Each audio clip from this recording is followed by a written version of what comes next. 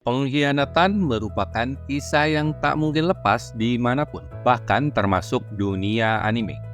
Di One Piece tercatat sudah ada beberapa kisah pengkhianatan yang sangat menyakitkan apabila diingat-ingat. Apalagi jika mengingat ada sejumlah karakter berkhianat yang notabene merupakan karakter dengan impresi sebagai sosok friendly di awal. Namun seiring berjalannya cerita, ternyata itu hanyalah topeng yang membuat pedih hati. Pengkhianatan ini bisa mengubah jalannya cerita dan memberikan twist yang mengejutkan. Beberapa pengkhianatan terbesar dalam One Piece bahkan melibatkan anggota kru topi jerami sendiri yang membuat momen tersebut semakin emosional dan penuh drama. Dengan latar belakang dunia bajak laut yang penuh dengan intrik dan ambisi, pengkhianatan menjadi bagian tak terpisahkan dari perjalanan Luffy dan kawan-kawan.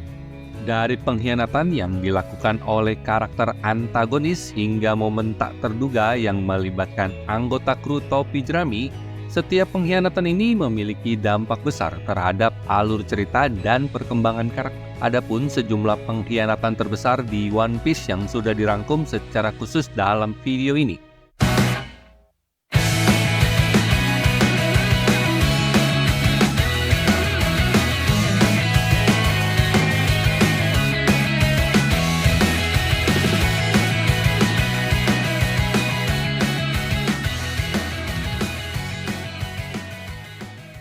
Asal kamu tahu, ternyata ada salah satu nakama yang sempat mengkhianati Monkey D. Luffy. Orang itu adalah sang navigator Nami. Ia pernah mengkhianati Luffy di arc bajak laut Arlong. Semua dilatar belakangi oleh figur Arlong dan kawan-kawan yang selalu menghantui Nami. Hingga pada akhirnya membuat Nami terpaksa menodong pistol kepada rekannya yang amat ia percayai. Walaupun tidak mengetahui secara rinci tentang masa lalu Nami dengan Arlong, Luffy tanpa babi bubebo langsung menyerbu markas besar Arlong dengan formasi krunya kala itu, Zoro, Sanji, dan Usopp. Kemenangan Luffy atas Arlong berhasil membebaskan kutukan yang selama ini membelenggu Nami. Arc ditutup dengan resminya Nami bergabung ke dalam kru topi jerami. Puding bertunangan dengan Sanji sebagai bagian dari strategi Big Mom untuk memperkuat aliansi dengan keluarga Vinsmoke. Sepanjang waktu, Puding berpura-pura menjadi sosok yang manis dan penuh perhatian, membuat Sanji dan teman-temannya percaya bahwa dia adalah calon pengantin yang ideal. Di balik senyumannya yang manis, Puding merencanakan sesuatu yang mengerikan. Dia sebenarnya berniat untuk membunuh Sanji pada hari pernikahan mereka. Rencana ini adalah bagian dari plot Big Mom untuk menghancurkan keluarga Vinsmoke dan mengambil teknologi mereka. Namun setelah menyadari ketulusan Sanji, Puding mulai meragukan tindakannya. Meskipun terbebani oleh masa lalunya dan ekspektasi keluarganya, Puding memutuskan untuk membantu Sanji dan kelompok topi jerami melarikan diri dari Whole Cake Island. Sebelum mereka pergi, Puding menghapuskan ingatan Sanji tentang ciuman perpisahan mereka. Meskipun tidak benar-benar pengkhianatan dalam arti harfiah, tindakan Sanji di Whole Cake Island Arc dapat dianggap sebagai bentuk pengkhianatan terhadap kru topi jerami. Sanji memutuskan untuk meninggalkan kru demi melindungi mereka dan keluarganya dari ancaman Big Mom. Sanji setuju untuk menikahi Charlotte Puding guna membentuk aliansi antara keluarga Vinsmoke dan bajak laut Big Mom. Namun di balik niat baiknya, Puding dan Big Mom merencanakan penghancuran keluarga Vinsmoke. Keputusan Sanji yang dipaksa ini membawa kesedihan dan ketegangan bagi kru, terutama bagi Luffy yang bertekad untuk membawa Sanji kembali meskipun menghadapi resiko besar.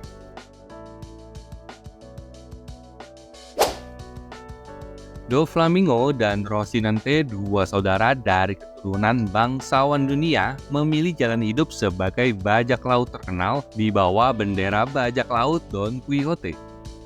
Kisah mereka tidak pernah berakhir damai, terutama setelah Rocinante mengkhianati Doflamingo demi menyelamatkan seorang bocah bernama Trafalgar Law. Law yang menderita penyakit mematikan bergabung dengan kru Dovi dengan harapan membuat hidupnya berarti sebagai kriminal. Awalnya Rocinante tidak peduli dengan Lau, tapi setelah mengetahui bahwa Lau adalah keturunan Klendi, Rocinante mulai merasa simpati. Dia memutuskan untuk membantu Lau menemukan obat untuk penyakitnya, yang ternyata adalah buah iblis Ope-Ope-Nomi. Meskipun buah ini juga diincar oleh Ludovi, Rocinante bertekad mencuri demi menyelamatkan Lau. Rocinante berhasil mendapatkan buah tersebut dan Lau pun selamat. Namun tindakan ini membuat Rocinante tertangkap dan dibunuh secara tragis oleh kakaknya sendiri, Doflamingo. Selain itu, Rocinante juga mengkhianati Angkatan Laut tempat dia bekerja yang membuat Sengoku komandannya sangat berduka atas kematiannya. Pengkhianatan para anggota Galila jadi salah satu pengkhianatan terbesar yang bikin penggemar One Piece langsung syok berat. Well, gimana enggak? Siapa sih yang bisa menyangka kalau montir kapal dan sekretaris kantoran yang tampak ramah dengan Luffy dan kawan-kawan nyatanya adalah agen CP9. Tujuan utama CP9 menyamar di Galila adalah untuk bisa mendapatkan informasi tentang blueprint rahasia Pluton yang selama ini dipegang oleh Iceberg selaku empunya Galila. Misi CP9 di Galila berakhir setelah membungkam langsung Iceberg serta menangkap Franky dan Nico Robin di Water 7. Memang kita mengenai sosok Kanjuro sebagai sosok yang tidak terlalu mencolok dan disukai. Akan tetapi, dikala Kanjuro berkhianat, kita harus mengakui kalau kita juga terkejut. Kanjuro berperan besar dalam seluruh kejadian yang mencederai secara fatal kedaulatan klan Kozuki, bahkan jauh sebelum Arc Wano dimulai sekalipun. Bayangkan bila tidak ada Luffy dan kawan-kawan, bagaimana nasib keluarga Kozuki sekarang? Pasti sudah habis tertindas Orochi dan sekutunya. Dikira loyalis, ternyata ini orang yang selama ini bikin kita nangis. Tidak ada nama lain yang pantas dianggap sebagai pengkhianat paling busuk di serial One Piece selain Marshall D-Teeth alias Blackbird. Tidak hanya sekali, ia telah melakukan pengkhianatan berkali-kali demi keuntungannya sendiri.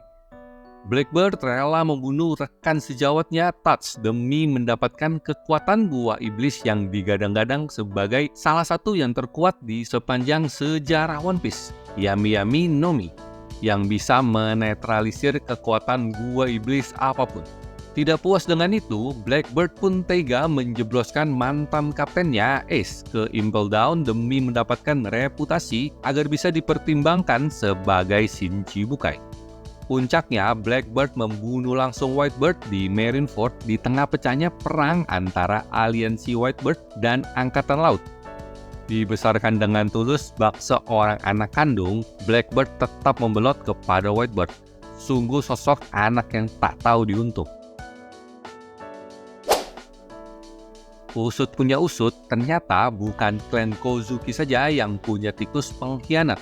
Sebaliknya, klan rival Kurozumi pun punya Denjiro yang ternyata malah berpihak pada klan Kozuki. Sudah lebih dari 20 tahun Denjiro mengabdi pada klan Kurozumi. Semua demi mendapatkan kepercayaan sang ketua Orochi dan berharap suatu hari nanti bisa menggulingkan tiran itu. Well, Denjiro bukanlah tanpa alasan untuk mengincar nyawa Orochi, sebab sebelumnya Denjiro sudah menyaksikan langsung betapa teganya Orochi dan kawan-kawan membuat Kozuki Oden tewas. Pada waktu Luffy tiba di Wano, Denjiro merasa kalau ini sudah waktu yang tepat untuk menjemput ajal seorang Orochi. Oda mendesain Akainu dengan begitu spesial. Tidak hanya diberkahi dengan kemampuan buah iblis magmanya yang punya potensi cadas, Akainu pun diberkati Oda dengan kemampuan manipulasi tingkat dewa, hingga bisa membuat manusia terkuat di muka bumi Whitebird ketar-ketir. Awalnya, invasi aliansi Whitebird di Marineford berjalan begitu seimbang. Namun, Akainu di balik layar ternyata bersiasat kejam dengan memanipulasi Squad untuk menusuk Whitebird. Squad yang kerasukan manipulasi Akainu tidak pikir panjang, langsung menusuk Whitebird tepat di dada.